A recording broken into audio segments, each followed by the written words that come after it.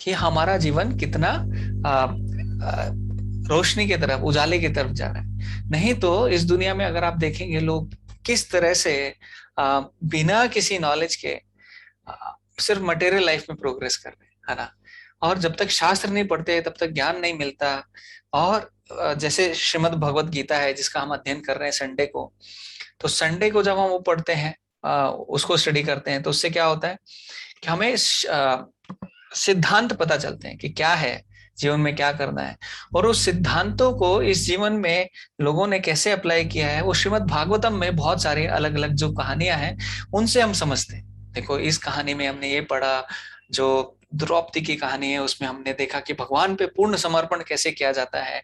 गजेंद्र की स्टोरी है, भीष्म पितामह की स्टोरी है, भागवतम में बहुत सारी स्टोरीज आती हैं।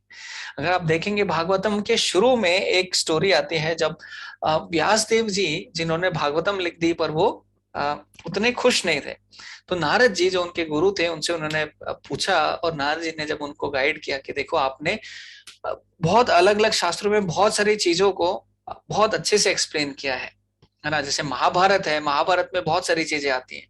जैसे कर्ण बहुत ये था, आ, क्या दानवीर था, तो दानवीरता के ऊपर आपने बहुत ग्लोरीफाई किया कि अच्छा गुण है, दानवीर है। जैसे युधिष्ठिर महाराज बहुत एक जो धर्म परायण थे, वो धर्म का पालन करते थे, हमेशा सब सच बोलते थे, है ना। तो जैसे एक बार क्या हुआ, जो कर्ण के पास एक व्यक्ति आया कुछ लकड़ी मांगने के लिए, तो उसके वो ऐसा टाइम था शायद बारिश का या कुछ ऐसा कि बाहर ना सूखी लकड़ियां वो ब्राह्मण को मिल नहीं रही थी। तो वो कैसे अपने घर में चूल्हा जलाएगा, कैसे वो करेगा। तो पहले ना वो गए किसको मांगने, दुर्योधन को मांगने। दुर्योधन बोला इस समय में आपको कोई लकड़ी नहीं देगा, किसी के पास है ही नहीं। तो उन्होंने बोला नहीं देखो कर्ण देगा, क्योंकि कर्ण क्या है, दानवीर है। तो कर्ण के पास गए, कर्ण के पास फटाफट लकड़ी मांगी, अभी देखा लकड़ी तो है ही नहीं, कहाँ से देते हैं, शाम हो गई है, काट भी नहीं सकते हैं, और बारिश वारिश ऐसा कुछ सीजन है तो और अवेलेबल नहीं है। तो अभी क्या किया जाए, तो उन्होंने फटाफट अपने घर में ही एक जो लकड़ी का घर के अंदर एक पिलर बनाया हुआ था, तो उसको तोड़ा, उसको पूरे टुकड़े किए और उस ब्राह्मण को दिया। तो कर्ण का और भी बहुत सारी बहुत बड़ी बड़ी स्टोरीज हैं कि कैसे वो दयावान है। तो यहाँ पे जब नारद मुनि जब व्यास देव को मिलते हैं और उनको बोलते देखो आपने बहुत सारी चीजों का बहुत अच्छे से एक्सप्लेन किया है, सब कुछ बताया है, पर आपने भगवान सुप्रीम कैसे हैं, जो भक्ति है उसको एक निचोड़ कर एक ऐसे करके पूरी पूर्ण रूप से ग्लोरीफाई नहीं किया है भगवान को।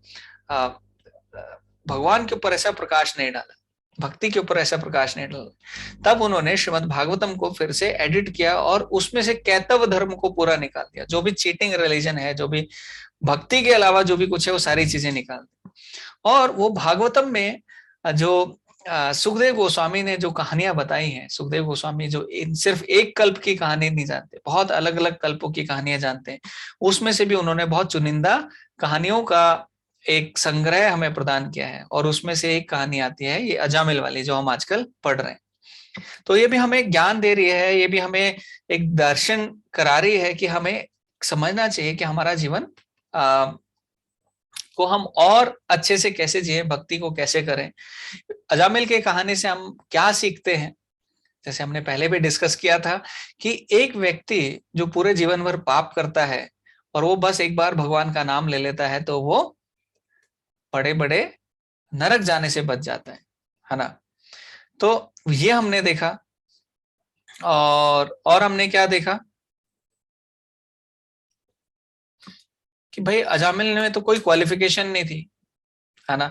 उसने तो किसी इच्छा से नहीं किया, पर हम अगर भगवान की इच्छा से अगर ये करेंगे तो भगवान हमारी रक्षा क्यों नहीं करेंगे, राइट। जब हम चाहकर भगवान का नाम लेंगे तो भगवान हमारी रक्षा क्यों नहीं करेंगे। तो ये सारी जो चीजें हैं ये समझने वाली हैं, और यहाँ पे ये कहानियों के द्वारा यही चीजें समझाई जा रही हैं। तो ठीक है, आज हम अपना सेशन शुरू करते हैं। आप लोगों ने क्या क्या सीखा, आप लोग भी शेयर कर सकते हैं अभी तक अजामिल की स्टोरी से, और नहीं तो फिर हम स्टार्ट कर सकते हैं।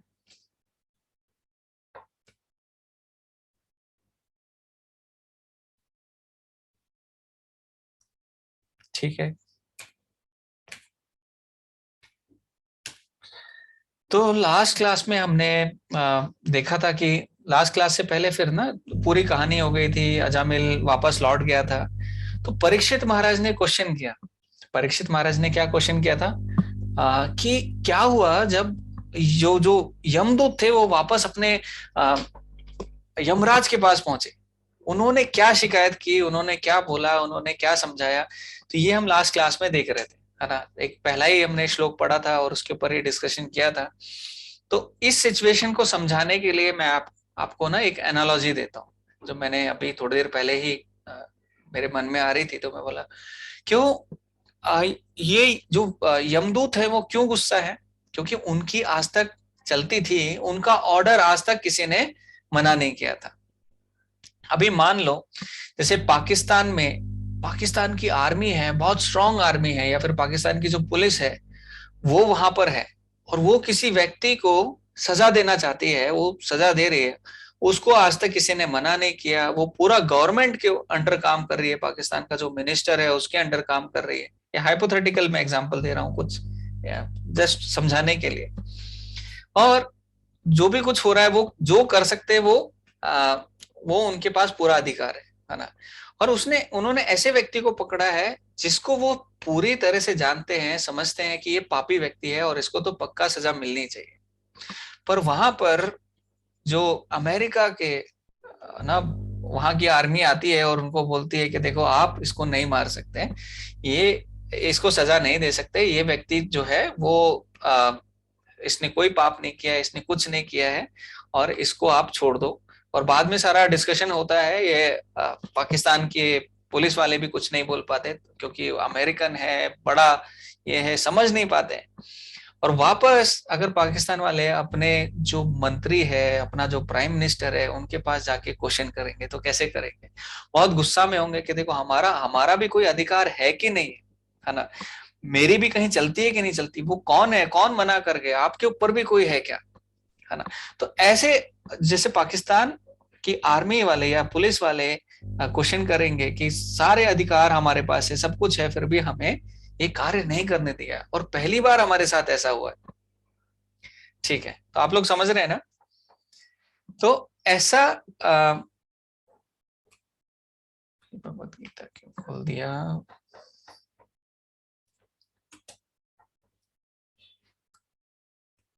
तो ऐसे सिचुएशन में कौन है? अभी जो यमदूत हैं वो वैसे सिचुएशन में है।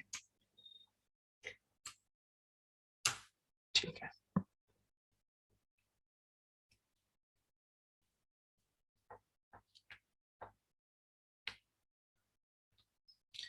मैं स्क्रीन शेयर करता हूं और हम लोग आज का जो श्लोक है वहां से पढ़ना शुरू करते हैं।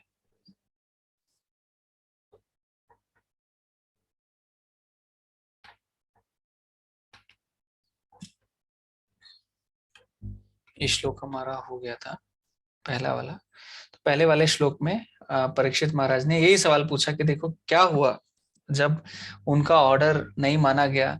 जो यमदूत थे, जो विष्णु दूत थे, उन्होंने उनको मना कर दिया था, तो यमदूतों ने क्या किया। श्लोक नंबर 2, मैं एक लाइन बोलता हूँ, आप लोग एक लाइन मेरे पीछे रिपीट कर सकते हैं।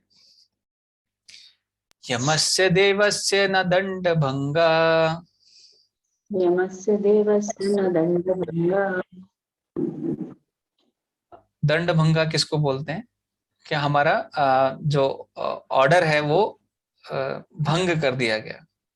और यमस्य, जो यमराज का ऑर्डर, आप देखो वो बोल रहे हैं कि हमारा ऑर्डर नहीं, यमराज जी आपका ही ऑर्डर एकदम ये ऐसा भंग कर दिया गया।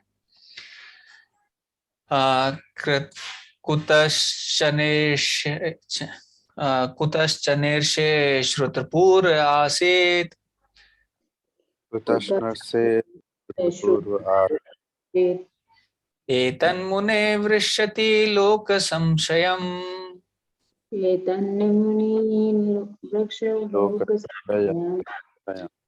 नहि त्वद् अन्य इति मे विनिश्चितम्। नहीं में विनिश्चयम्। ठीक है, तो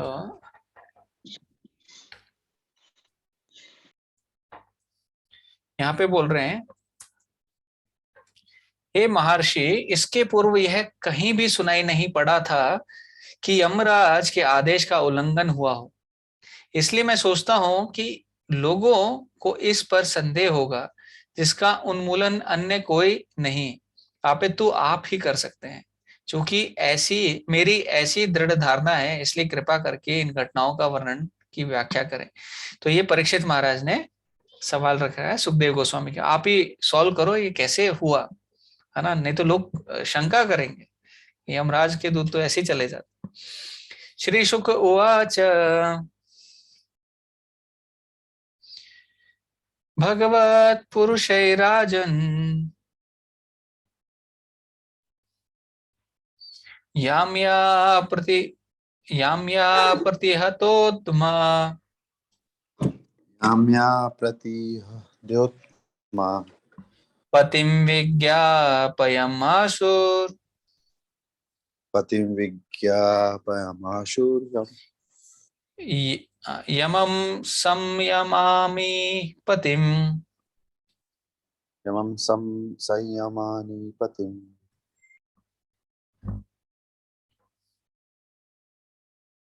हाँ, तो यहाँ पे कोई पढ़ना चाहेगा?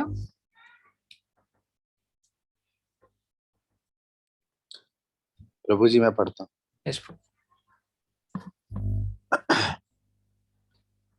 श्री सुखदेव गोस्वामी ने उत्तर दिया, हे राजन, जब यमराज के दूत विष्णु दूतों द्वारा चकरा दिए गए और पराजित कर दिए गए, तो वे अपने स्वामी संयमनी पुरी के नियंत्रक तथा पापी पुरुषों के स्वामी यमराज के पास इस घटना को बताने पहुंचे। कहाँ रहते हैं यमराज जी? संयमनी पुरी। हाँ, तो यहाँ पे उनकी लोकेशन भी बताइए। एक्चुअली जो यमराज है ना, वो भगवान के बहुत शुद्ध भक्त हैं, बहुत ही शुद्ध भक्त हैं। वो महाजनों में भी आते हैं। यमराज जी आगे बताएंगे कि 12 महाजन हैं, उन महाजन में से एक यमराज जी भी हैं। जैसे प्रहलाद महाराज हैं, नारद मुनि हैं, जनक जी हैं, सुखदेव गोस्वामी हैं, है ना। तो वैसे बहुत और भी महाजन हैं। तो वो महाजनों में भीष्म पितामह भी हैं। तो महाजनों में ना यमराज भी आते हैं, पर बाकी भक्तों के बारे में, बाकी भक्तों के पास जाने के लिए सब लोग कोशिश करते हैं। पर यमराज जी ऐसे हैं कि चलो आप डिवोटी हो, पर हमें आपके पास नहीं आना है। है ना, क्योंकि उनको जो सेवा दी गई है वो कैसी सेवा है? वैसी सेवा है कि बड़ी कठिन सेवा है। जो भी लोग हैं उनको सजा देने की सेवा है। एक भक्त जो जिसका हृदय एकदम शुद्ध है, भगवान के प्रति एकदम प्रेम में डूबा रहता है, वो कैसे किसी व्यक्ति को, कैसे किसी को सजा दे सकता है? पर फिर भी सेवा है तो करनी पड़ेगी।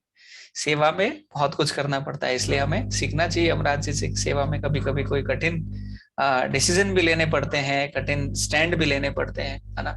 तो वो भी हमें करना चाहिए, और वो सबके भले के लिए भगवान ने कहा है तो करना ही चाहिए। श्लोक नंबर 4। यमदूता उचुः, उचुः मतलब प्लूरल है कि सबने एक साथ कहा। कटे संति इतिहास शास्त्रो, कति सन्ति है शास्त्र जीवलोकस्य वे प्रभो, जीवलोकस्य वे प्रभो, त्रैविध्यं कुर्वता कर्म, त्रैविध्यं कुर्वता कर्म फलाभिव्यक्ति हेतवः,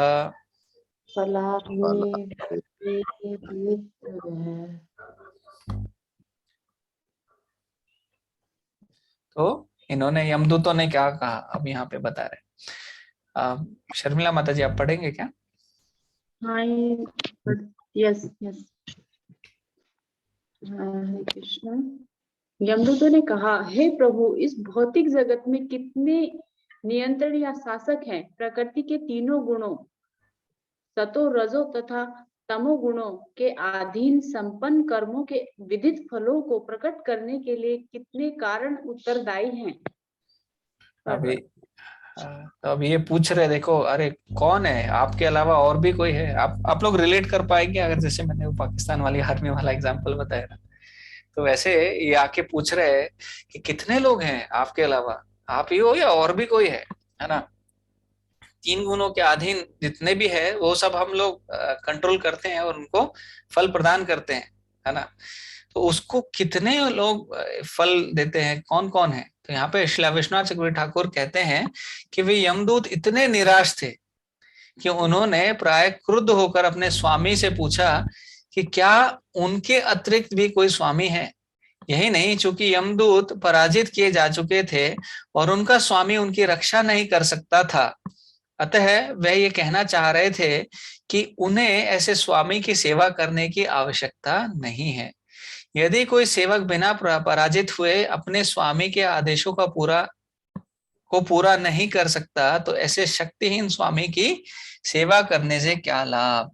जैसे इस दुनिया में देखा जाता है कि बहुत बार अगर जो बॉस है, जैसे कंपनी में ना बॉस है और उसको कुछ नहीं आता है उसको बस बॉस बना दिया गया है, तो आप एक जो नीचे काम करते हैं वो लोग बहुत फ्रस्ट्रेट हो जाते हैं कि अरे ये कैसा बॉस है, इसको कैसे समझाएं, उन्हें अच्छा नहीं लगता है।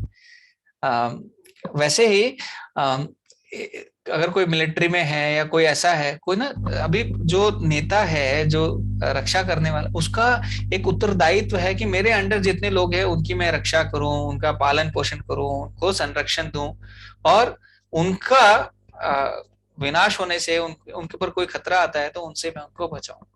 तो यहाँ पे क्योंकि वो पराजित हो गए थे यमदूत, तो इसलिए बहुत ज्यादा गुस्सा हो रहे इनके ऊपर,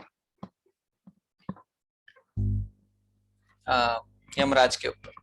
तो यहाँ पे आगे क्या बोल रहे हैं, यदि स्युर्भवो लोके शास्त्रो दंडधारिणः शास्त्रो दंडधारिणः कस्य स्यातां नवकस्य शातां नवाकस्य मृत्युश्चामृतम् एव वा। मृत्युश्चामृतम् एव वा। हाँ, कोई पढ़ना है प्रभु जी, आप पढ़ेंगे? जी प्रभु जी। यदि इस ब्रह्मांड में अनेक शासक तथा न्यायकर्ता हैं जो दंड तथा पुरस्कार के विषय में मतभेद रखते हों, तो उनके विरोधी कार्य एक दूसरे को प्रभावहीन कर देंगे और न तो कोई दंडित होगा न पुरस्कृत होगा। अन्यथा यदि उनके विरोधी कार्य एक दूसरे को प्रभावित नहीं कर पाते तो हर एक को दंड तथा पुरस्कार दोनों ही देने होंगे। हाँ, तो देखो यहाँ पे वो क्वेश्चन अभी अपने तर्क वितर्क कर रहे हैं कि जैसे क्या होता है कि अगर गवर्नमेंट है, जैसे नरेंद्र मोदी है, उसके नीचे और भी नेता है, तो जो सब अलग अलग नेता हैं, अलग अलग लोग हैं, तो सबका ना एक ही मत रहता है कि हमें देश की सेवा करनी है या ऐसा करता है। तो कहीं पे ऐसा नहीं होगा कि एक जगह पे एक नेता चोरी करने की सजा दे रहा है और दूसरी जगह दूसरा नेता वही चोरी करने के लिए पुरस्कार दे रहा है ना। तो वो यहाँ पे कंफ्यूज हो गए। देखो एक ही चीज होनी चाहिए, है ना, सबका एक ही मत होना चाहिए, पूरी गवर्नमेंट एक है, पूरा सब कुछ एक है, आप हमारे स्वामी हो। कोई और आके कुछ और बोलता है, जिसको सजा देनी है उसको पुरस्कार दे रहा है, तो ये कैसे संभव हो रहा है ना। अन्यथा यदि उनके विरोधी कार्य एक दूसरे को प्रभावहीन नहीं कर पाते तो हर एक को दंड तथा पुरस्कार दोनों ही देने होंगे। ठीक है, तो तात्पर्य में कह रहे हैं चूंकि यमदूत यमराज के आदेश को पूरा करने में असफल रहे थे, अतः उन्होंने संदेह व्यक्त किया कि यमराज में पापी को दंड देने की शक्ति है भी कि नहीं। यद्यपि वे यमराज के आदेशानुसार अजामिल को बंदी बनाने गए थे, किंतु उन्होंने किसी उच्चतर अधिकारी के आदेश के कारण अपने आप को असफल पाया। इसलिए वे इस बारे में अनिश्चित थे कि अधिकारी अनेक है या केवल एक है। यदि कई अधिकारी हों जो विभिन्न निर्णय दें जो परस्पर विरोधी हो, तो कोई व्यक्ति या तो कोई गलत दंड या पुरस्कार पा सकता है, जो विभिन्न निर्णय दे जो परस्पर विरोधी हो, तो कोई व्यक्ति या तो गलत दंड या पुरस्कार पा सकता है, या फिर वह ना तो दंडित होगा ना पुरस्कृत। भौतिक जगत में हमारे अनुभव के अनुसार एक न्यायालय द्वारा दंडित व्यक्ति दूसरे न्यायालय में याचिका दे सकता है। इस तरह वह व्यक्ति विभिन्न निर्णयों के अनुसार दंडित या पुरस्कृत किया जा सकता है, किंतु प्रकृति के कानून में या पूर्ण पुरुषोत्तम भगवान के न्यायालय में ऐसे परस्पर विरोधी निर्णय नहीं हो सकते। मतलब यहाँ पे प्रभुपाद बोल रहे हैं यहाँ पे फिर भी संभव है, पर भगवान के इसमें तो सब एक ही होना चाहिए। न्यायकर्ताओं तथा उनके निर्णयों को पूर्ण रूप से विरोधों से मुक्त होना चाहिए। वस्तुतः अजामिल के मामले में यमराज की स्थिति अतीव विषम थी, क्योंकि अजामिल को बंदी बनाने में यमदूत सही थे, किंतु विष्णु दूतों ने उन्हें निष्फल कर दिया था। यद्यपि इस परिस्थितियों में यमराज पर विष्णुदूत तथा यमदूत दोनों ही दोषारोपण कर रहे थे, किंतु न्याय करने में वे पूर्ण हैं, क्योंकि उन्हें पूर्ण पुरुषोत्तम भगवान से शक्ति प्राप्त है। अतएव वे बताएंगे कि उनकी सही स्थिति क्या है और हर व्यक्ति किस तरह परम नियंता पूर्ण पुरुषोत्तम भगवान द्वारा नियंत्रित किया जाता है। तो बहुत सारे अच्छे पॉइंट है यहाँ पे।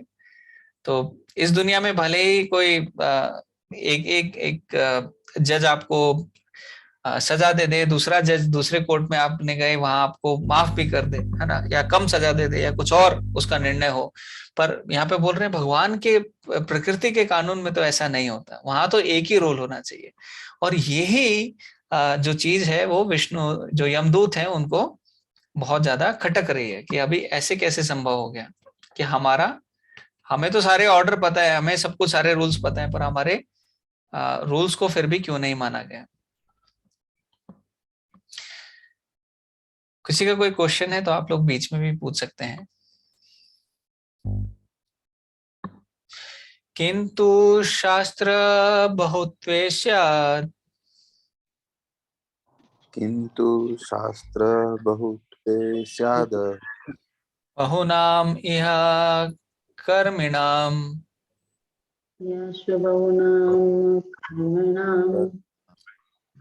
शास्त्रवत्वम उपचारो हि उपचारो हि यथा मंडलवर्तिनाम यथा मंडलवर्तिनाम। हरे कृष्ण। कोई पढ़ना चाहेगा छठवा?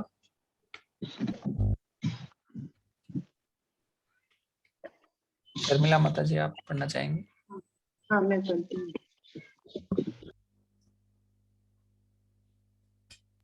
यमदूतों ने आगे कहा कि चूंकि कर्मी अनेक हैं, अतः उनके न्याय करने के लिए नियम निर्णायक या शासक भिन्न भिन्न हो सकते हैं, किंतु जिस तरह से एक केंद्रीय सम्राट विभिन्न भागीय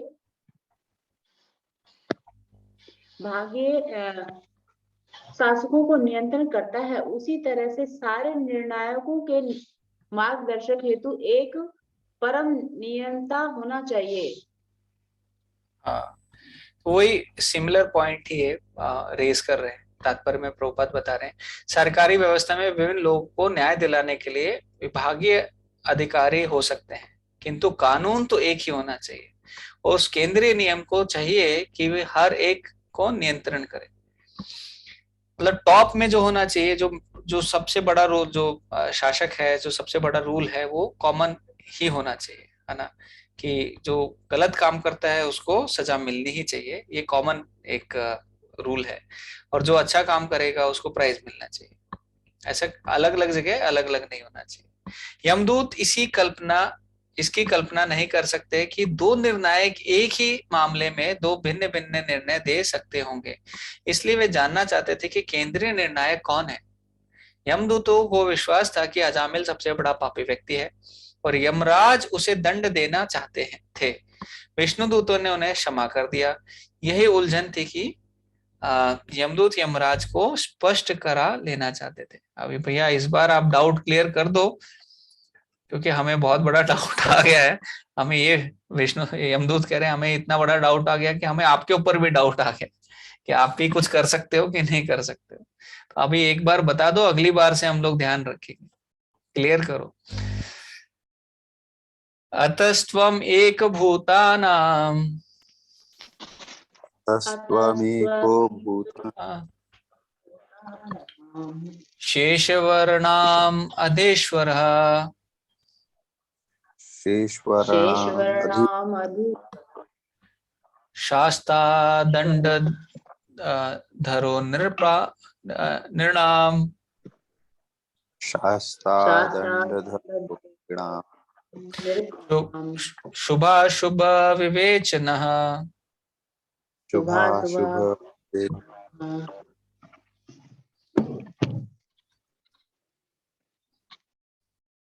हाँ, ये हो गया ना, शुभाशुभ विवेचना। अच्छा, यही वाला है। तो जी पढ़ेंगे आप। जी प्रभु जी। परम निर्णायक तो एक होना चाहिए, अनेक नहीं। हम तो यह समझते थे कि आप परम निर्णायक हैं और आपका देवताओं पर भी अधिकार है। हमारी यह धारणा थी कि आप सारे जीवों के स्वामी हैं, जो सारे मनुष्यों के शुभ तथा अशुभ कर्मों में भेदभाव करते हैं। हरे कृष्ण। हरे कृष्णा। तो यमदूत क्या बोल रहे हैं कि हमें तो कोई पता ही नहीं था कि आपके अलावा भी कोई व्यक्ति है, आपके अलावा भी कोई है जो दंड दे सकता है। जो देवी देवता हैं वो भी आपके अनुसार चलते हैं, दंड देना है, जो भी कुछ निर्णय लेना है तो वो आप करते हो। हमने तो किसी और को देखा ही नहीं। तो इसलिए और ज्यादा उनको कंफ्यूजन है। वो भगवान को, यमराज को ही भगवान मानते हैं। तस्य ते विहितो दंडो तस्य ते विहितो दंडो न लोके वर्तते धुना ना लोके वर्तेधुना वर्तते अधुना चतुर्भिर अद्भुता सिद्धेर चतुर्विधि चतुर्भुज अर्बुदा सिद्धे अज्ञाते विप्रलंबितः अज्ञाते आज्ञाते विप्रलंबिता।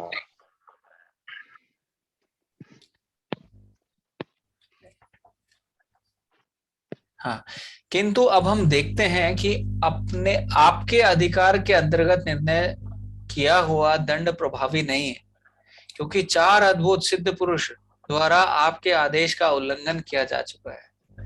आप मतलब कोई तो है जो आपके भी ऊपर है, क्योंकि आपने जो कहा वो नहीं हुआ इस बार, है ना। नहीं हुआ तो मतलब कोई तो आपसे बड़ा है।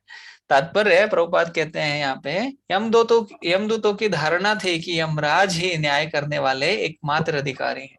उन्हें पूर्ण विश्वास था कि उनके निर्णयों का कोई प्रतिवाद नहीं कर सकता था, किंतु अब उन्हें आश्चर्य हो रहा था कि यमराज के आदेश का उल्लंघन सिद्ध लोक के 4 अद्भुत व्यक्तियों द्वारा हो चुका है। ठीक है। नियमानं तवादेशात् नियमानं तव आदेशात् अस्माभिर्यातना ग्रहान् अस्माभिर्यातनाग्रहात् व्यमोचयन् पातकीनम् विमोचनं व्यमोचपातकीनम् चित्वा पाशान् प्रसह्यते। चित्वा चित्वा पाशान् प्रसह्यते। कौन सा है? नंबर 9। हाँ, आप कोई पढ़ना चाहेगा? हाँ, मैं पढ़ती हूँ। हम आपके, हरे कृष्णा, हम आपके आदेश अनुसार महापापी अजामिल को नरक की ओर ले जा रहे थे। तभी सिद्ध लोक के उन सुंदर पुरुषों ने बलपूर्वक उन रस्सियों की गांठों को काट दिया जिनसे हमें उन्हें बंदी बनाए हुए थे। हरे कृष्णा। हरे कृष्णा। तो यहाँ पे देखो, एक ये भी है कि जो यमदूत आते हैं वो क्या लेके आते हैं? वो रस्सियां लेके आते हैं हमें पकड़ने के लिए, राइट। आपने वो पुलिस की यूनिफॉर्म भी देखी होगी या आर्मी की भी देखी होगी, तो उनके भी ना एक शोल्डर पे ऐसे एक रस्सी टंगी रहती है। वो क्यों टंगी रहती है? वो रस्सी निकालो, पकड़ो, और पकड़ने के लिए, बांधने के लिए, अगर कोई खतरा होता है तो रस्सी में निकाल के कहीं आप फंस जाओ, गिर जाओ तो रस्सी यूज कर लो। तो यहाँ पे जो यमदूत हैं वो क्या बोल रहे हैं कि ये जो रस्सियां हैं, इससे हमने बांध दिया था, उसको लेके जा रहे थे, हमने तो पूरा प्लान कर लिया था, पर वो जो रस्सियां हैं, वो जो गांठें हैं, वो काट दी गई। और ये रस्सियां ऐसी होती है कि या तो यमराज ही खोलते हैं, यमदूत ही खोलते हैं, और कोई खोल ही नहीं सकता था। पर आज क्या हुआ, वो जो सिद्ध लोग के जो 4 पुरुष आए थे, उन्होंने ये बलपूर्वक उन रस्सियों की गांठों को काट दिया गया। तो तात्पर्य में बता रहे हैं, श्री विश्वनाथ चक्रवर्ती ठाकुर की टिप्पणी है कि यमदूत विष्णु दूतों को यमराज के समक्ष लाना चाहते थे, किंतु यमराज उन विष्णु दूतों को दंड दे सकते तो यम दूतों को संतोष हुआ होता। मतलब ये यमदूत तो ये भी चाह रहे कि अगर हम वो विष्णु दूतों को ही ले आते ना, देखो कितना बड़ा पाप किया है, यमराज की रस्सी काट दी उन्होंने, तो उनको ही ले आते और यमराज यहाँ दंड देते तो कितनी अच्छी बात हो जाती। 10th तांस्ते वेदुतम इच्छामो तांस्तें वेदुतमिच्छामो यदि नो मन्यसे शमम् यदि नो यसे क्षमम् नारायणेति अभिहिते नारायणेत्य अभिहिते माभेर इत्यः आययुर्धृतम् माँ भैर आयुर।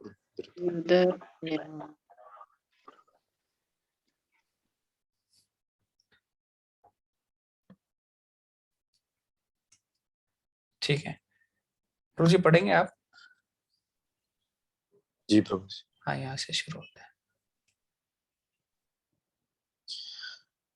ज्यों ही पापी अजामिल ने नारायण नाम का उच्चारण किया, ये चारों सुंदर व्यक्ति तुरंत वहां आ गए और यह कहकर उसे पुनः आश्वस्त किया, डरो मत, डरो मत, हम आपसे उनके विषय में जानना चाहते हैं। यदि आप यह सोचते हैं कि हम उनके विषय में जान सकते हैं तो कृपा करके बताइए कि वे कौन है। हरे कृष्ण। हरे कृष्ण।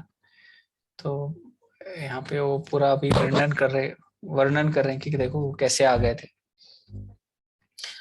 तात्पर्य में श्रील प्रभुपाद कहते हैं, यमराज के दूत चारों विष्णु दूतों से पराजित होने से अत्यधिक खिन्न थे और वे उन्हें यमराज के समक्ष लाना चाहते थे तथा यदि संभव हो तो उन्हें दंड देना चाहते थे, अन्यथा वे आत्महत्या करना चाह रहे थे। किंतु इसमें से कोई रास्ता अपनाने के पूर्व यमराज से विष्णु दूतों के विषय में जान लेना चाहते थे, किंतु वे भी सर्वज्ञ हैं। तो ठीक है, आप लोग समझ ही गए, बहुत सरल भाषा में प्रभुपाद बता रहे हैं यहाँ पे कैसी सिचुएशन है अभी। ये तो बहुत ज्यादा फ्रस्ट्रेशन का लेवल है यमदूतों का यहाँ पर। यहाँ पे बादर नारायणी उवाच, मतलब जो सुखदेव गोस्वामी है वो आगे बताएंगे। श्री बादरायणीर उवाच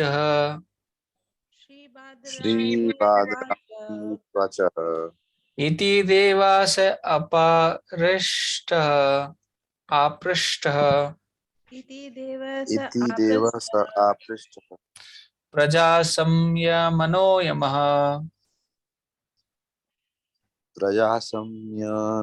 संयमनो यमः प्रीत स्वदूतं प्रत्याह प्रीतः स्वदूतान् प्रत्याह स्मरन् पादाम्बुजं हरे स्मरन् पादाम्बुजं हरे। पादाम्बुजम हरे, किस चीज का स्मरण किया उसने? पादाम्बुजम हरे, ठीक है। तो श्री सुखदेव गोस्वामी ने कहा, इस प्रकार पूछे जाने पर जीवों के परम नियंता यमराज अपने दूतों से नारायण का पवित्र नाम सुनकर उन पर परम प्रसन्न हुए। उन्होंने भगवान के चरण कमलों का स्मरण किया और उत्तर देना शुरू किया। तात्पर्य, जीवों के शुभ तथा अशुभ कर्मों के परम नियंता श्री यमराज अपने सेवकों पर अत्यधिक प्रसन्न हुए हैं, क्योंकि उन्होंने उनके राज्य में नारायण के पवित्र नाम का उच्चारण किया था। यमराज को ऐसे लोगों से पाला पड़ता है जो निरे पापी होते हैं और नारायण को नहीं समझ पाते। फलस्वरूप जब दूतों ने नारायण का नाम लिया तो यमराज अत्यधिक प्रसन्न हुए, क्योंकि वे भी एक वैष्णव हैं। तो यहाँ पे ना बहुत अच्छा प्रसंग है। जैसे मैंने कहा, यमराज जी हैं, वो भगवान के बहुत ही शुद्ध भक्त हैं। भगवान के ना हमेशा भगवान के बारे में सोचते रहते हैं, भगवान से प्रार्थना करते रहते हैं, हमेशा ऐसा नहीं चाहते कि वो किसी को सजा दें, कुछ ऐसा करें, पर क्या करें, कई बार ऐसी सेवा भगवान ने दी है तो वैसा करना पड़ता है। और ऑफिस में बहुत बार ना हम ऐसे बिजी हो जाते हैं, बहुत ऐसे कामों में उलझ जाते हैं कि हमें पता ही नहीं चलता कि हम भक्त हैं, है ना। इतना काम कर रहे हैं, इतना ये कर रहे हैं। तो यमराज की भी सिचुएशन ऐसी है। प्रभुपाद कह रहे हैं कि ऐसे लोगों से आज तक पाला पड़ता था जो एकदम पापी व्यक्ति है, एकदम पाप में धूत है ना। तो जब उन्होंने सुना कि ये जो यमदूत हैं ये भी नारायण बोल रहे, नारायण का सुनते ही वो एकदम प्रसन्न हुए, खुश हुए। उन्होंने भगवान का जो स्मरण किया अपने हृदय में, अरे वाह, देखो ऑफिस में कोई भक्त मिल जाए, जैसे ना अविनाश प्रभु सऊदी में है, अगर उन्हें वहां पे कोई भक्त मिल जाए तो कितना अच्छा लगेगा। या फिर आप ऑफिस में हो तो वहां भक्त मिल जाए तो कितना अच्छा लगेगा। मैं यहाँ पे गया था अटलांटा, तो वहां पे मैं गया था तो मैं बहुत ज्यादा चिंतित था। मैं यहाँ से ना पूना में हम लोग बहुत बड़े भक्त के समुदाय के बीच में रहते हैं और बहुत सुंदर हमारे भक्त हैं। हर दिन हम दर्शन करते हैं, सबसे मिलते हैं, बहुत खुश होते हैं। थोड़े दिन पहले मेरा अभी बर्थडे था तो डिवोटीज ने मेरे लिए सब कुछ बनाया, मतलब उस दिन थाई करी, बहुत कुछ स्पेशल, बहुत कुछ बनाया, तो हमें पता भी नहीं चलता। तो इतना स्पेशल ट्रीटमेंट हमें पूना में मिलता है। पर हम जब यहाँ गए ना,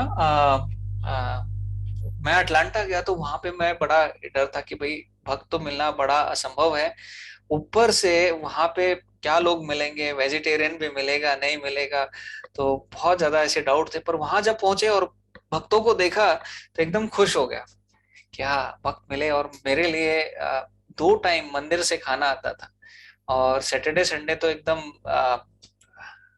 आप ये मान लो छप्पर फाड़ के ऐसे जो कृपा होती थी वो हो जाता था। लोग वहां के स्पेशल प्रसाद बनाते थे, स्पेशल सब खाते थे, तो मुझे वहां जाके बहुत अच्छा लगा।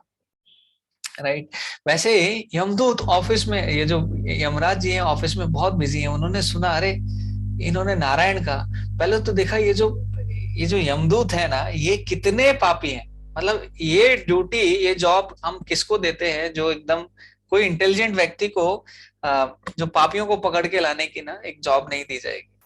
तो वो यमराज भी जानते थे और उनका स्वभाव को समझते थे, और स्वभाव को समझते हुए उन्होंने बोला कि देखो अरे वाह, आज तो बहुत अच्छा हमें लग रहा है, क्योंकि ये लोग क्या कर रहे हैं, नारायण का नाम जाप कर रहे हैं। तो एक तो पहली सिचुएशन वो। ऊपर से अगर आप देखेंगे यहाँ पे ना बहुत एक अच्छी सीख दूसरी कौन सी है यमराज जी के द्वारा, कि उनके पास व्यक्ति आए हैं, उनको स्वामी मानते हैं, है ना। और जब कोई आपसे ना लड़ने के स्वभाव में आता है, लड़ना चाहता है, युद्ध करना चाहता है, और युद्ध करने के भाव में आता है, लड़ रहा है, गालियां दे रहा है, आपसे बड़ा है कोई, आप नालायक हो, आपका आदेश तो चला ही नहीं, आपकी कोई सुनता है नहीं, ऐसे करके यमदूत बोले जा रहे हैं। पर यमराज ने क्या किया, उसको बिल्कुल ऑफेंसिव नहीं लिया, है ना। एम्पैथी एक ना वर्ड होता है। एम्पैथी का मतलब क्या होता है, जो दूसरा व्यक्ति है उसकी, जब हम किसी को ना किसी के बारे में बताते हैं, किसी की परेशानियों को सुनते हैं, तो वो व्यक्ति किस परेशानियों में जा रहा है, क्या फील कर रहा है, क्या समझ रहा है, क्या नहीं समझ रहा है, उसको समझकर हम सॉल्यूशन देते हैं।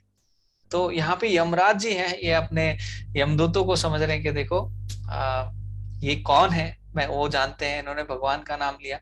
अभी यहाँ पे एम्पैथी नहीं दिखाते तो क्या होता, दोनों पार्टियों में अभी यमराज डांटने लग जाते, अरे बेवकूफो, नालायको, तुम्हें पता भी है क्या है, तुम्हें कुछ नहीं पता, तुम अपना काम करो, तुमने काम नहीं किया तो तुम्हें भी नरक में डाल दूंगा। ऐसा नहीं कहा यमराज ने, है ना। क्यों नहीं कहा? क्योंकि वो जानते थे, देखो यहाँ इनकी भी सिचुएशन इनको पता नहीं है, अभी मैं इनको बताऊंगा। ये सच में अगर कोई भी इनकी जगह रहता, मैं भी इनकी जगह रहता, तो मैं भी ऐसे फील करता।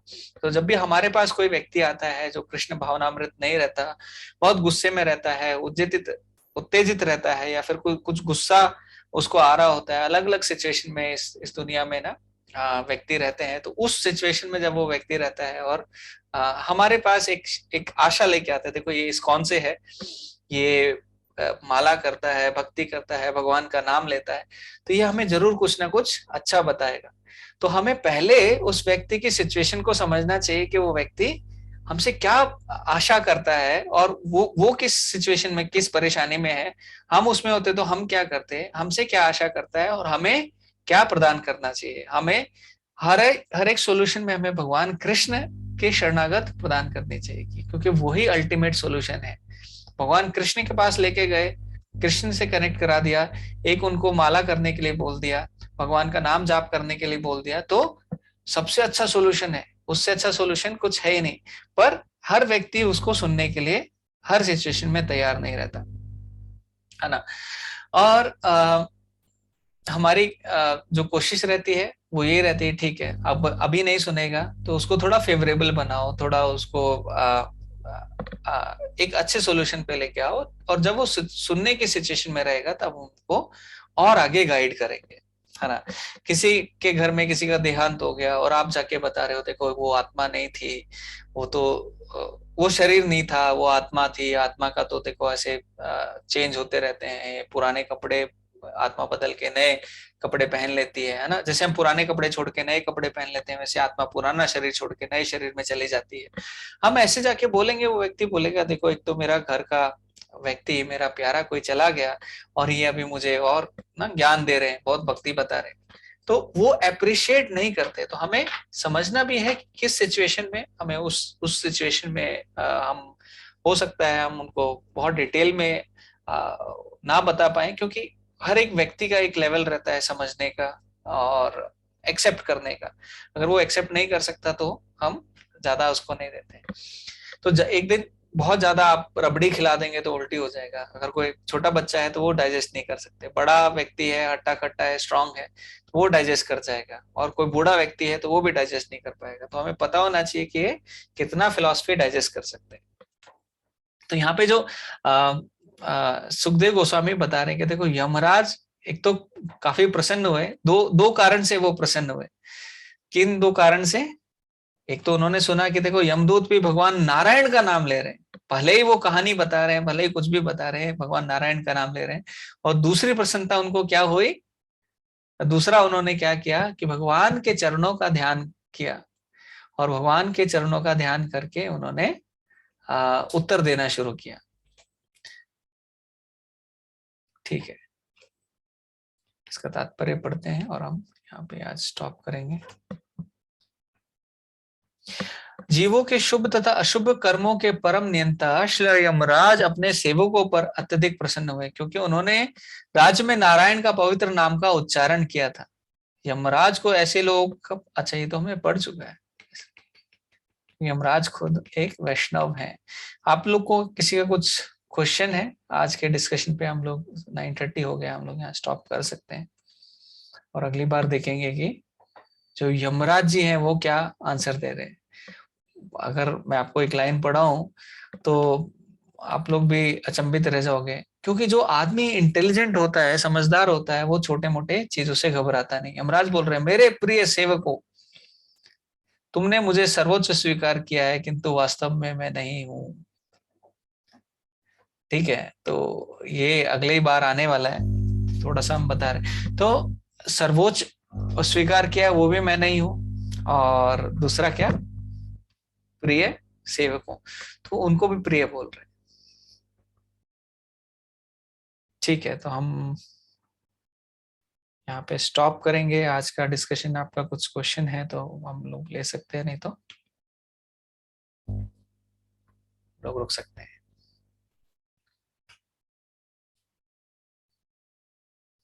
हरे कृष्णा। प्रियंका माता जी, सुशांत प्रभु, अनुराधा माता जी, आप सब लोग ठीक हैं, स्वस्थ हैं? कृष्ण प्रभु। प्रभु आप ठीक हैं? हाँ मैं ठीक हूँ माता जी, एकदम परफेक्ट। सब भगवान की कृपा है, आप लोग की प्रार्थना है। ठीक है, तो कुछ क्वेश्चन नहीं है तो हम लोग यहाँ पे स्टॉप करते हैं। प्रभु एक वो अद्वैतवाद तत्ववाद का जो मैंने आपसे क्वेश्चन पूछा हाँ था, बस वही राइट, था एक। वो ना मैं आंसर करना ही भूल गया था। वो किस श्लोक में पढ़ा माता जी आपने? हम लोग उसको अभी देख लेते हैं फटाफट। प्रभु जी वो फर्स्ट में, मैं आपको अगर फर्स्ट में बताऊं, फर्स्ट कैंटो के, हाँ मैं खोल लेती हूँ, अगर लगेगा 2 मिनट लगेंगे बस खोलने के लिए। हाँ हाँ आराम से, वैसे क्लास हो गई है। अविनाश प्रभु आप अगर फ्री है तो रुक सकते हैं, नहीं तो जाना चाहे तो जा सकते हैं।